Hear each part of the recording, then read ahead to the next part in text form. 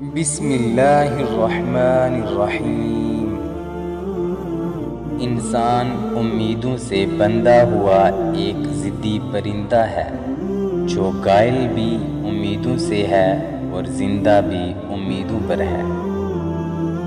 امید کبھی مایوس نہیں کرتی، صرف خواہش مایوس کرتی ہیں۔ ہر شخص اپنی تنہائی میں یا تو طاقتور ہوتا ہے یا کمزور۔ اللہ کے ہر فیصلے پر مطمئن رہنا، کیونکہ اللہ وہ نہیں کرتا جو آپ کو اچھا لگتا ہے، بلکہ وہ کرتا ہے جو ہمارے لیے اچھا ہوتا ہے۔ دھوکہ دینے والوں کی بھی قدر کریں، یہ بھی استاذ کا درجہ رکھتے ہیں۔ ہمارے ہاں چور ہونا جرم نہیں ہے، بلکہ کمزور ہونا جرم ہے۔ دنیا کے سب سے بڑے پیر آپ کے والدین ہیں، جن کی آپ کے حق میں کی گئی دعا کبھی رد نہیں ہوتی۔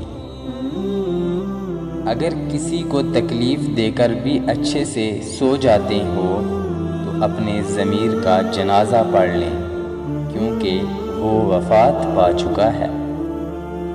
خوشی اور غم سے تو ہر شخص دوچار ہوتا ہے، لیکن بات جب ہے کہ تم خوشی کو شکر بناؤ اور غم کو صبر۔ لوگوں سے لگائی گئی امیدیں ٹوٹ جاتی ہیں۔